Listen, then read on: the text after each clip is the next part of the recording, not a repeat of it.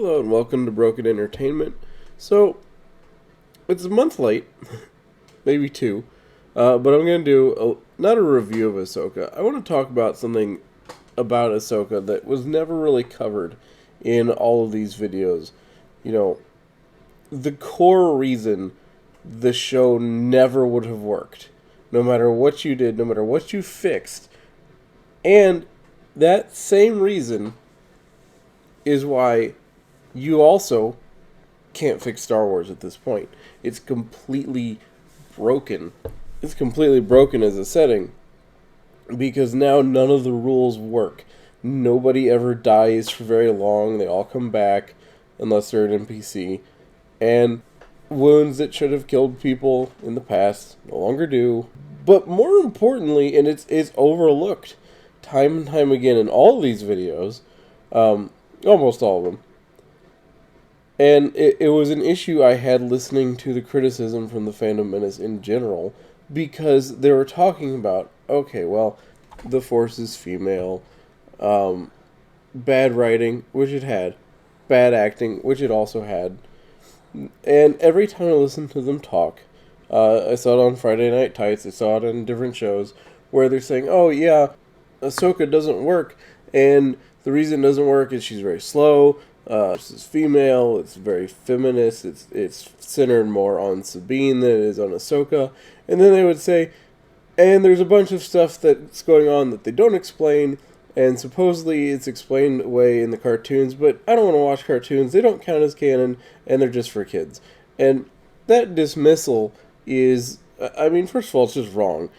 Neither the Clone Wars or the later seasons of Rebels were for kids at all, especially the Clone Wars.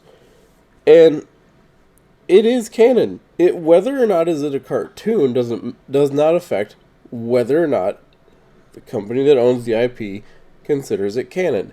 They do for both shows.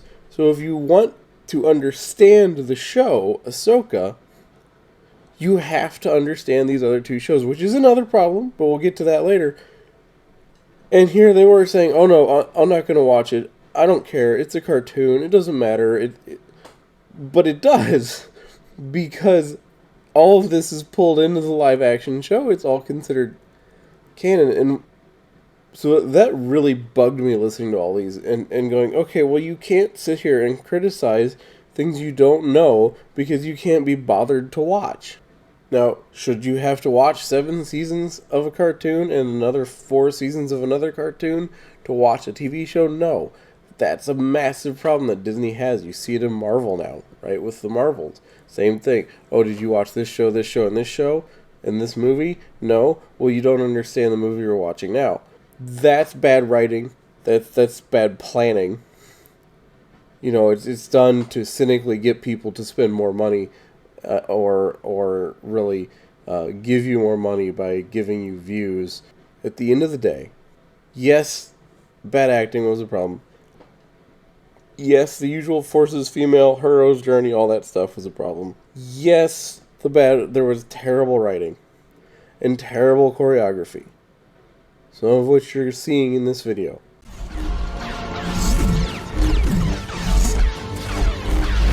The problem is, you could fix every single one of those, and the show would still not work. Because your main character is a zombie character.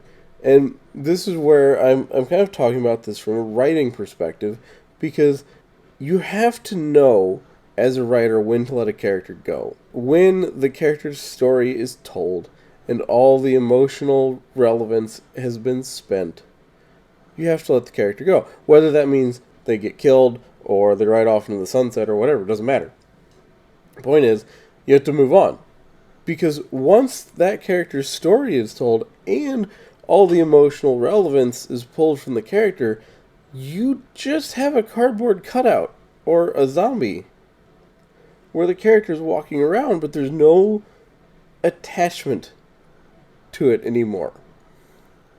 There's no anticipation with the character anymore. And that is exactly what happens because Ahsoka died in Rebels.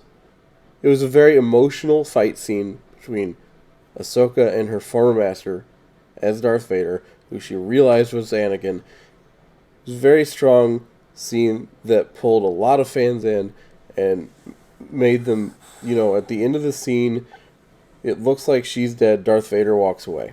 It was a very compelling, emotional scene for people who love the two characters.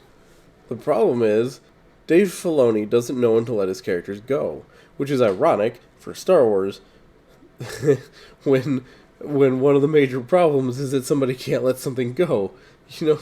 That's the whole story of Darth Vader. I think it says something about the state of Star Wars right now, that the writers don't realize they're making the same mistakes as the original characters. But he doesn't know when to let his characters go. He's so enamored with Ahsoka that he just keeps shoving her into everything.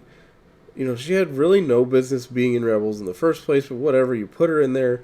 You had this really emotional thing with Vader. That was great.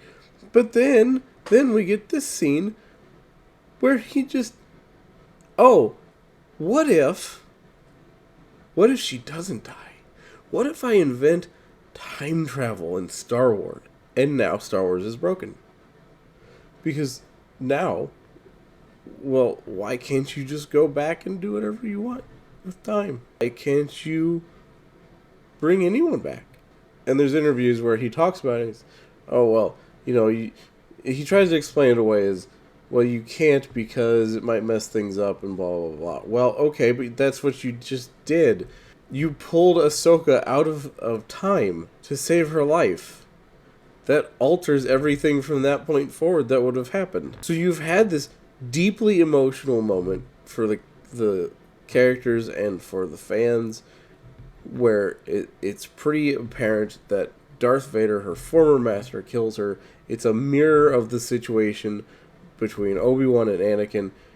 It's a strong scene, and you've wrung all of that emotion out of the character now, and then you bring her back, and then you just shove her and stuff, and then you give her a show. But in her show, nobody cares. And that was played out in the views. Not because it was poorly written, not because of all this other stuff. Nobody watched it from day one because they didn't care. They're like, Ahsoka's, you don't care anymore. Ahsoka's just kind of this idea. She's, like I said, she's a zombie character. She's walking around. You want to feel something as a fan of the character, but you don't, because she's supposed to be dead, and you had this big emotional moment in the show, and now that's all ruined. It's the same thing they did with Anakin's sacrifice at the end of Return of the Jedi, when they said, oh yeah, Palpatine's back now. Okay, so now none of that mattered. All those emotional releases with the characters, everything that you did, no longer matters. So if you see those characters again, which you don't, but if you had seen those characters again, you wouldn't have felt anything. Because it's like, okay. You already had your moment. It's gone. It got ruined. Ahsoka had her moment. It's gone. It was erased. It was ruined. But we're going to keep making a show about her. And then we're not really going to know. You can tell I didn't know what to do with her, because most of the show suddenly is about Sabine. And there's a lot of kind of implied stuff in the background, but nothing's ever explained, because it doesn't matter. And the actress, who is normally a good actress, deadpans the whole show. And it's kind of how I feel seeing her on screen as a fan of the character, because I'm like, no, you already had that time. You already had that moment. And everything about your story has been told. There's nothing of interest left. And you have to understand as a writer the thing that Dave Filoni does not. There comes a time when the character is simply done.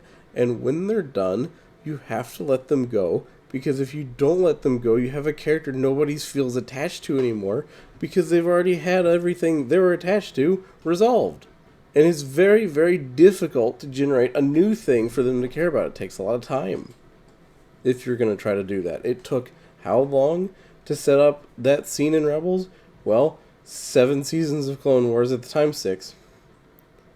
6 seasons of Clone Wars to get to that moment and have it mean something. It's not something you can just pull out of a hat and have another one. That's why none of this matters. No, the various problems with the show all make it worse. But the show's built on a zombie. You've already told and shown people how it should have ended. And now what kind of emotional ending could she possibly have? You can't redo the death to Vader. It won't have the same impact. So what, does she just grow old and die at some point if Dave Filoni ever allows it? And it's also why Obi-Wan Kenobi doesn't work. The show. Because you have this emotional stuff, supposedly, between Obi-Wan and Anakin as Vader. And you have a big emotional, supposedly, fight.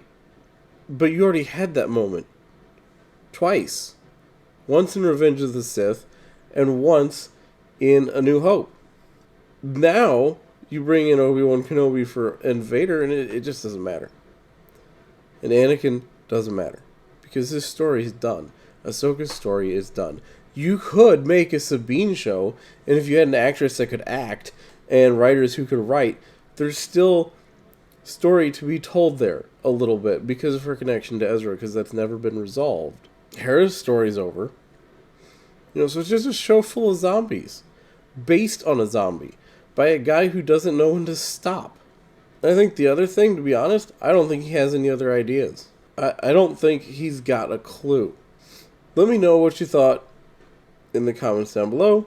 Please click the like button if you liked the video. If you're not subscribed, please consider subscribing. Ring the bell for notifications, and I will see you next time.